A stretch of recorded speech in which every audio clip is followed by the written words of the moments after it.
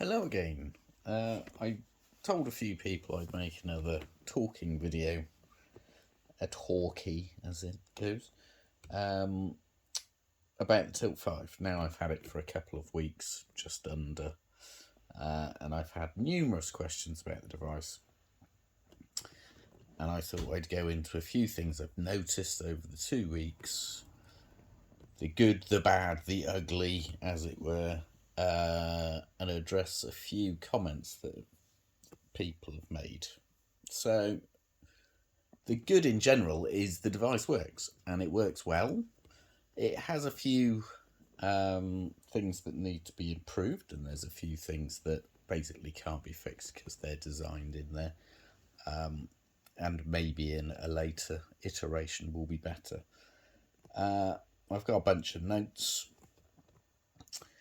but this is generally off the cuff like the last one. So the good things are, as I say, it works, and it works really quite well. Like, it does the job that they set out to do. There are always limitations, so when you imagine the product that you think you're going to get and then receive the product, they don't always match up, and I'm used to that. I've bought numerous, I bought the Oculus Rift DK1, the DK2, the CV1, and then the Valve Index, and I tend to buy silly tat,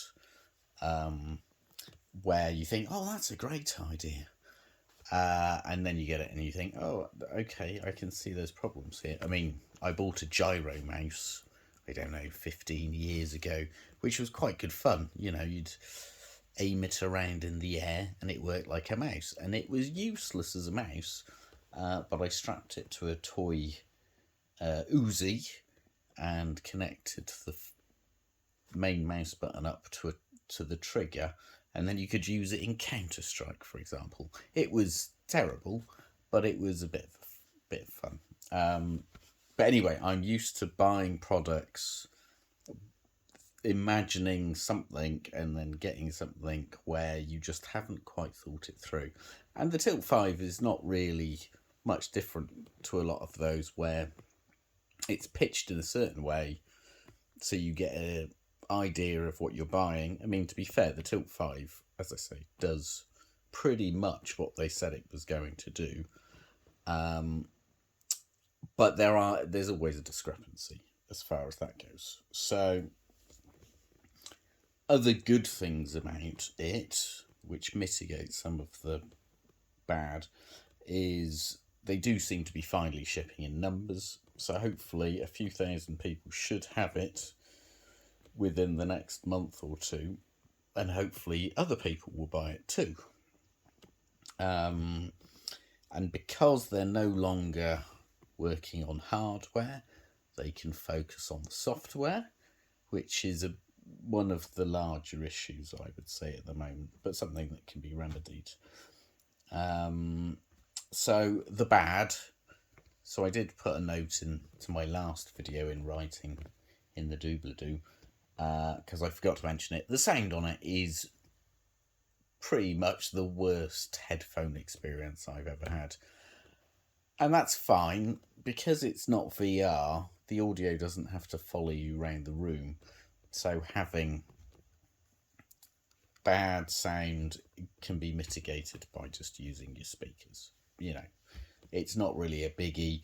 You can always plug a pair of headphones into your computer and use those instead. It's a shame, but you're not going to get Valve Index style headphones on a device that cheap. It's just one of those things. The second bad is really the length of the cable, the USB cable. Now, I have tried another cable, which is this one. So this is a Ugreen USB-C cable, and it's only 1/2 meter longer, and it simply didn't work. Now, there are, I'd argue, problems with the way USB 3, and I don't know, maybe it knocks onto USB-C, how it was developed. which has caused numerous problems for manufacturers. Oculus had a problem, you know. I bought an Oculus CV1 with 2 cameras, but then bought a third. But then a lot of computers couldn't run the third camera. And if you did run the third camera, it'd probably run on USB 2, not USB 3. And they said, oh, why don't you buy this USB 3 card? This works really well. And I found that didn't work very well with my motherboard. The standards for USB 3 were shaky from the get-go. And they've probably improved, but I'm not sure all the manufacturers ever played the game properly. And now, of course, the cables are supposed to carry so much current.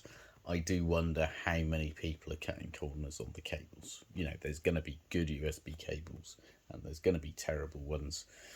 And the Tilt 5, if it's pushing USB 3 to its limit, the cable is probably the weakest point. Now, if you imagine once the Android SDK comes out and drivers, and you can plug it into your phone, okay, you're going to be limited on processing power, but actually the cable length isn't so much of a big deal at that point. I'm kind of lucky in the fact that my computer's in a bit of a peculiar spot, and actually for where I've been using the Tilt 5, it's almost in a perfect position, so the cable length is long enough. But if you've got a big bulky PC, the board itself is quite large, so having it in a place that's convenient, especially considering it's supposed to go sort of long way out away from you, is a little bit tricky. So the ugly, as it were.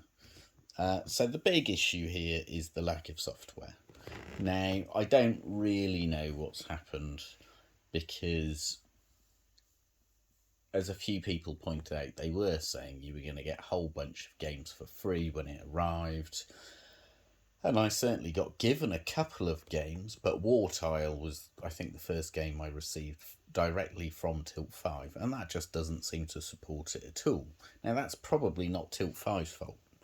War Tile, you know, whoever develops that, may have had significant issues during COVID, or maybe they saw it as a way to boost sales of their game that had been out for a while, and then of course because COVID hit and the Tilt 5 was delayed, it didn't significantly impact sales, and so therefore they put it on a back burner. Maybe it'll appear, maybe it won't. But there has been a lack there, but I'll go into that a bit more in a moment.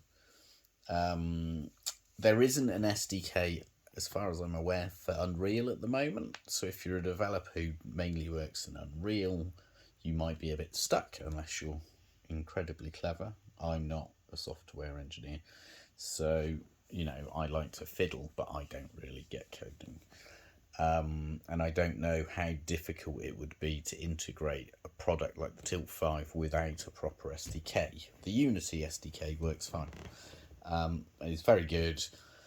They're adding features, I think, in the next one to make it easier to do multiplayer support and a whole bunch of other things, but we'll have to wait and see for that. The tracking can get a bit wobbly. Like, it tends to be pretty solid, but it can go a bit shaky, and sometimes it just doesn't really recover. And so then you have to unplug the headset and plug it back in. Now, you can do that while the game's running. It's not normally a problem. It normally starts up again fine. I suspect it's because it's infrared.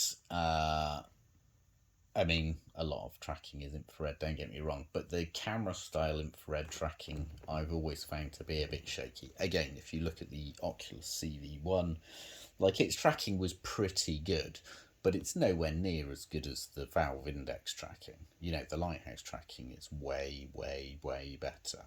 And that's the same for the Quest, although I've not used it, but people with Quests seem to suggest that the tracking is still not as good. And Tilt 5 did mention in the early days that there might be another way of providing tracking for the system as like a, not a third party piece, but something you'd buy separately. Now, I'm sure they haven't developed that anymore, but it would be good if you could get.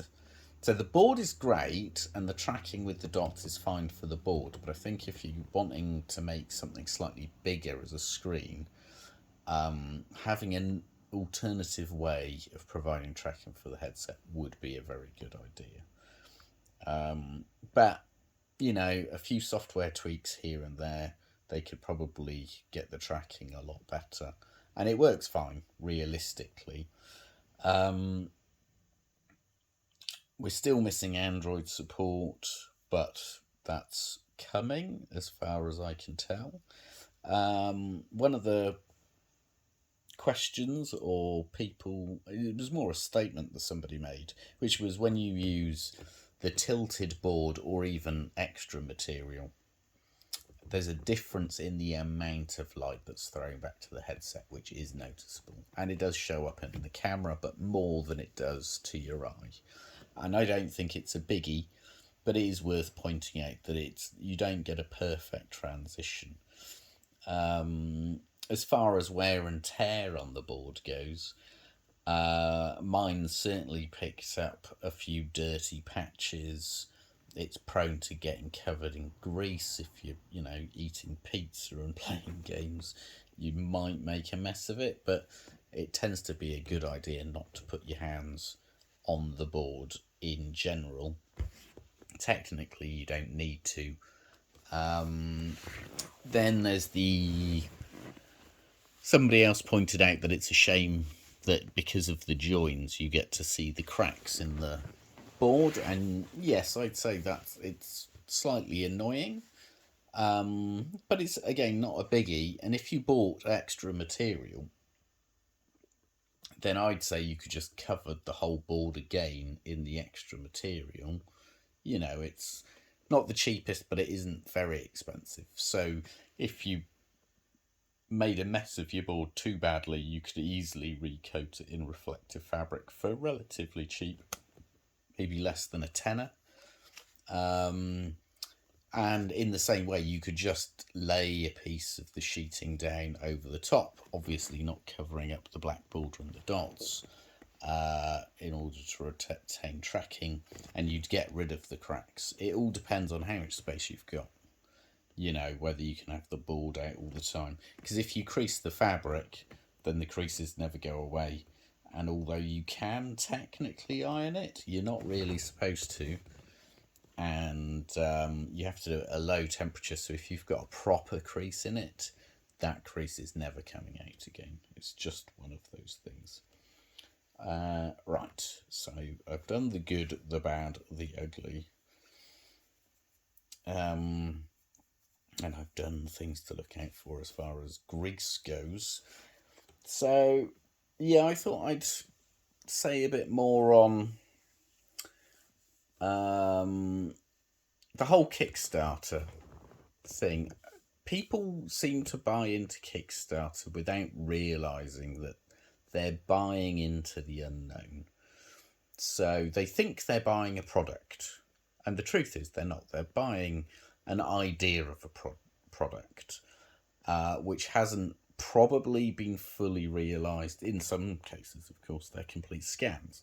I mean, on the other end of that, the last Kickstarter I backed was actually Creality, the 3D printer lot. Were doing a new 3D scanner called the Lizard, and I bought into that. And of course, a week before it was supposed to start shipping, they got sued by a completely different company over software issues, which was actually nothing to do with the Kickstarter, which meant that they could no longer. So Kickstarter took them off the page. They had everyone's money, of course. Kickstarter took them off the page, so you couldn't actually get any more information from them through there. They're a Chinese company who didn't say very much, so it was hard getting details. And of course, the court case went on for several months. They managed to get Kickstarter to refund everybody's money, and then offered them the opportunity to buy the product again at the same price they had offered, but directly from them. But that was several months down the road, and you can just get those sort of issues with Kickstarter. But so yes, let's because one of the main reasons I did this video is because one of the last messages I got was somebody talking about, that they offered a multiplayer experience and they had bought an XE pack, and then it turns out that you can only use one set of glasses on a computer. Now, I can totally get that. That's an issue. But arguably, Tilt 5 were simply proposing it. Now, don't get me wrong, they did sell it with that intention in mind. But the fact that, for whatever reason, they haven't managed to accomplish that at the moment, to me, isn't that surprising. As I say, there's issues with USB 3. I think, some people's computers can probably run a couple of pairs of glasses without falling over completely, but it would all depend on, the USB controllers in your motherboard, how many of them are there, how separated they are, and whether your computer can really handle it. Now, I don't know on the software end of things either. Like, maybe there'd be issues with the games not wanting to be run twice and not understanding that there were multiple headsets. There's a whole range of issues there. But it is one of those things. So it's probably the worst thing technically that's happened with the Tilt 5. I mean, that's not to say that they won't introduce it at a later date. I think they've been imagining that people would just be plugging them into their phones, which would be good if you could use it on Android. But I can see why that's a bit of a bugger, to be fair. But it is one of those things that if you buy a product on Kickstarter, you actually don't know what you're getting. When I bought the DK1, it didn't have 6DoF tracking. 6 degrees of freedom of tracking, and I didn't really realise that. And when I got it, of course, it meant you could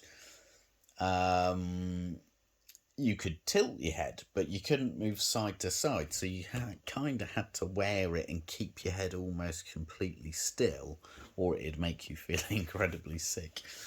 I mean, that wasn't missold, don't get me wrong, but it's one of those things. Equally, they also went on about the fact that the Tilt 5, they basically, because of COVID, they had a couple of extra years to develop the product. So you would have thought they would have had more software out and all the rest of it. But arguably, COVID didn't really work like that. Now, I don't know what happened at Tilt 5. But I suspect that what happened was they had some pretty tricky manufacturing issues. I mean, Tilt 5 had a habit of keeping their cards to their chest to a degree. They'd always do updates, but they were always lacking in detail, arguably, which did frustrate people a little. But I suspect they had quite a hard time actually getting the product off the shelves. Out of the factories and into the boxes and into people's homes.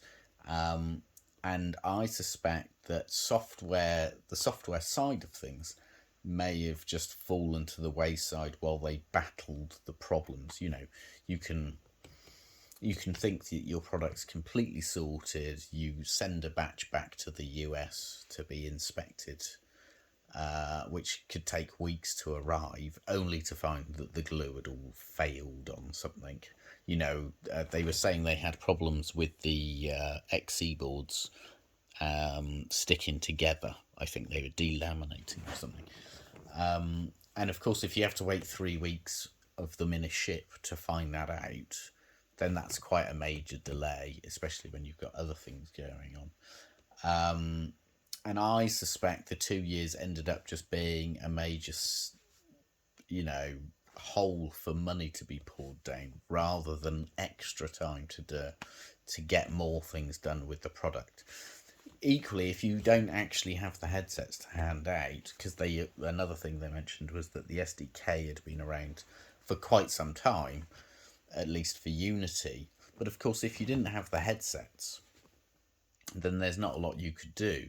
And I don't think they added the wand to the SDK until relatively recently. So although you could potentially develop games, you only really had the game board. I think I mucked around with it when it first came out. But of course, without the device, what can you really do? Apart from a game, just imagine what you get. So I don't think COVID could be seen as giving them potentially more time. I think it would have caused many more problems. Tilt 5 is quite a small team, and probably with relatively limited resources. They are not Facebook. When Oculus started, Palmer Luckey managed to get John Carmack into it, who was basically pitching it at E3 himself. And when you've got somebody like John Carmack helping you out from the get-go, probably for free, maybe even adding his own resources to it, then you've got a bit of a head start.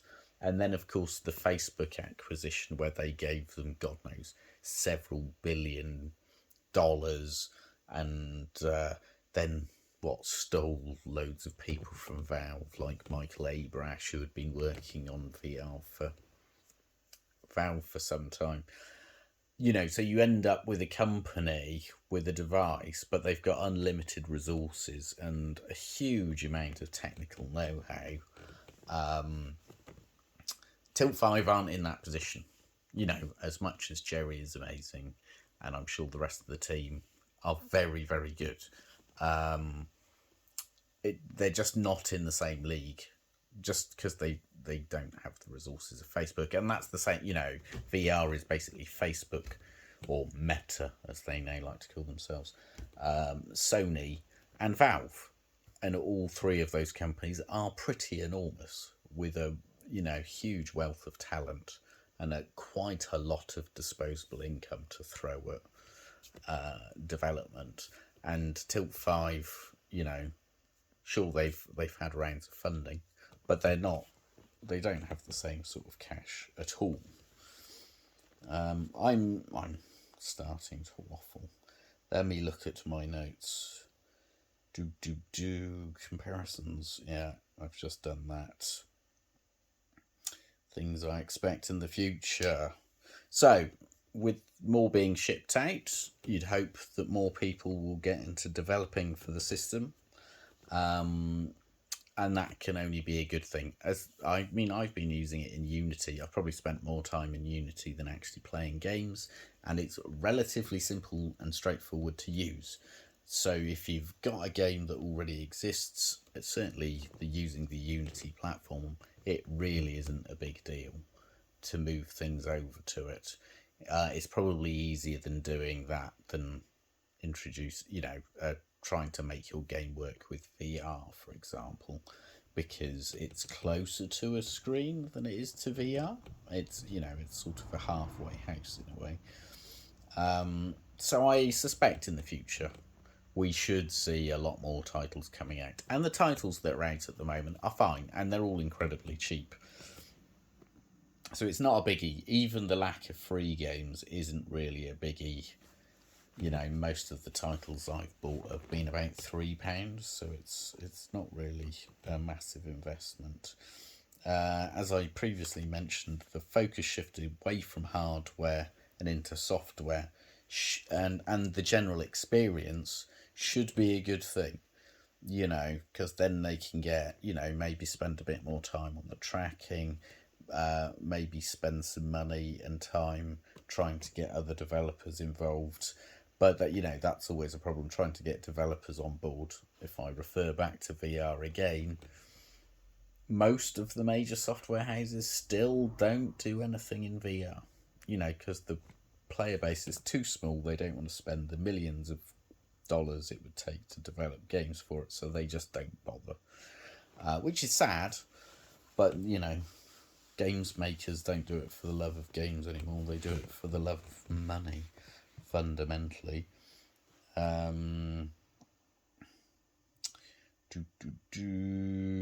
Tilt 5, because Tilt 5 actually have a product out there and at a price that can be afforded, and they're a good bunch of people, arguably.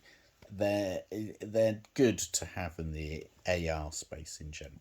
You know, if it's all Microsoft, potentially Apple, etc., and probably Facebook or Meta, that's not really a good look. And I hope, at least I get the impression, Tilt 5 is slightly more ethical about, you know, individuals' personal data, etc. So I think that's an overall positive. Sorry, just checking my notes. So yes, the fabric that I bought it on eBay from Reflective Fabrics, and they sent me a few samples. So the stuff I bought is this stuff here. And somebody had asked, it's the super soft silver reflective woven polyester, and it looks like they have a website, helloreflectives.com. And yeah, they sent out my order quickly. It was folded, but not in a way that it was creased. It arrived quickly and was reasonably priced. And then there's also this stuff, which seems to be about as reflective. It's slightly lighter in comparison to this one, visually, maybe. I don't know, maybe it's my eyes. But this is about £11 a metre, so slightly more expensive. It's definitely thicker, so a slightly higher quality. But they're well worth dealing with.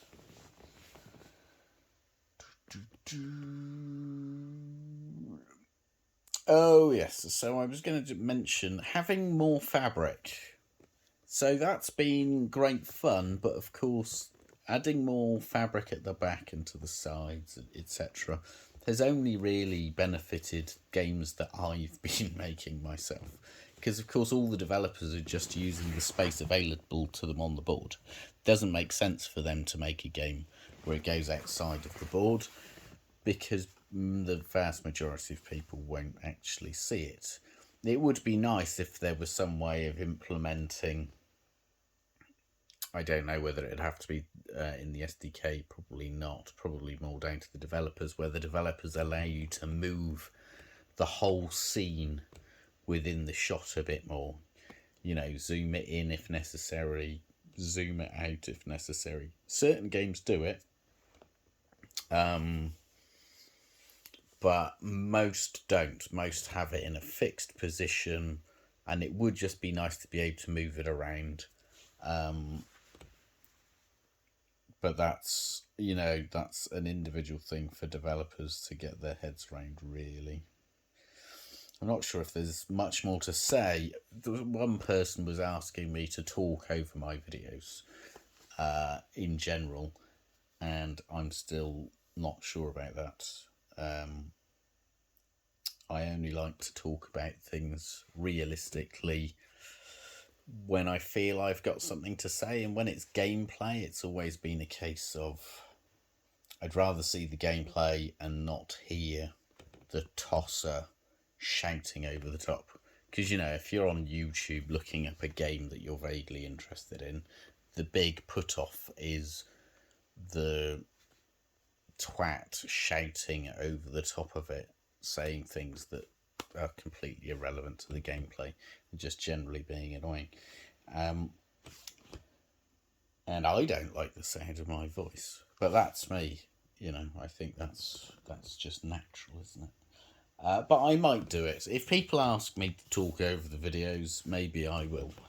But for now, I'll probably not, unless I really feel that I have something to add to the situation. But anyway, half an hour's worth of video of me gabbling. I hope that clears up a few questions that people had.